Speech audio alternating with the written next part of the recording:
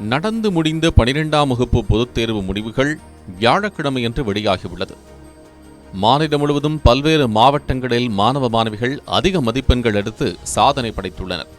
யார் யார் எவ்வளவு மதிப்பெண்கள் பார்க்கலாம் இந்த தொகுப்பில்.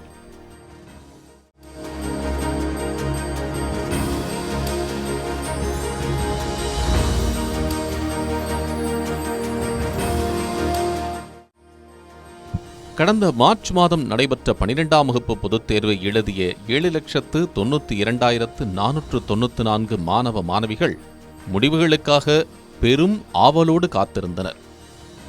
இந்நிலையில் பொதுத் தேர்வு முடிவுகளை பள்ளிக்கல்வித்துறை அமைச்சர் அன்பில் மகேஷ் பொய்யாமொழி வியாழனன்று வெளியிட்டார். அதன்படி நடப்பாண்டில் 95.3% மாணவ மாணவிகள் 12ஆம் வகுப்பில் தேர்ச்சியடைந்துள்ளனர். இந்த ஆண்டும் மாணவர்களைக் காட்டிலும் மாணவிகளே அதிக அளவில் தேர்ச்சி பெற்றுள்ளனர்.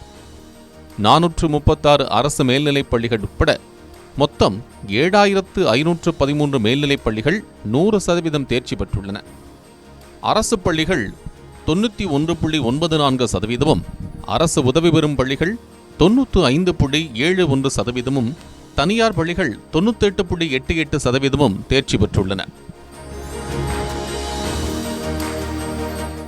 மாவட்ட அளவிலான தேர்ச்சி விகிதத்தில் அரியலூர் 98.82% தேர்ச்சியுடன் முதலிடம் பிடித்திருக்கிறது. ஈரோடு மாவட்டம் 2ஆம் இடமும், திருப்பூர், கோவை மாவட்டங்கள் முறையே அடுத்தடுத்த இடங்களையும் பிடித்துள்ளன. தமிழில் 135 பேரும், இயற்பியலில் 1125 பேரும், வேதியியலில் 3181 பேரும் 100க்கு 100 மதிப்பெண் எடுத்துள்ளனர்.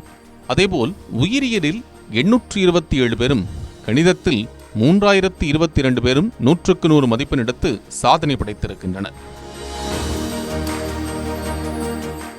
மாணவ மாணவிகள் மட்டுமின்றி வெவ்வேறு சிறைகளில் சிறைவாசம் அனுபவிக்கக்கூடிய சிறைவாசிகளும் 12ஆம் வகுப்பு பொதுத் தேர்வு எழுதினர். மொத்தம் எழுதிய 130 பேரில் 2 பெண்கள் உட்பட 120 சிறைவாசிகளும் 12ஆம் வகுப்பு பொதுத் தேர்வில் தேர்ச்சியடைந்துள்ளனர். இதனிடையே 12ஆம் வகுப்பு பொதுத் தேர்வில் தேர்ச்சி பெறாத மாணவர்களுக்கு ஜூன் 25ஆம் தேதி முதல் துணைத் தேர்வுகள் நடைபெறும் என்று அறிவிக்கப்பட்டிருக்கிறது. இதற்கான அட்டவணை வெள்ளிக்கிழமை அறிவிக்கப்படும் என்றும் பள்ளிக்கல்வித்துறை அறிவித்துள்ளது. 12ஆம் வகுப்பு மாணவர்களின் கடந்த ஓராண்டு கால தவம் வியாழக்கிழமையோடு முடிவை எட்டியதை அடுத்து கல்லூரிகளில் தாங்கள் விரும்பும் படிப்பை எடுப்பதற்கான முயற்சி தொடர்கிறது.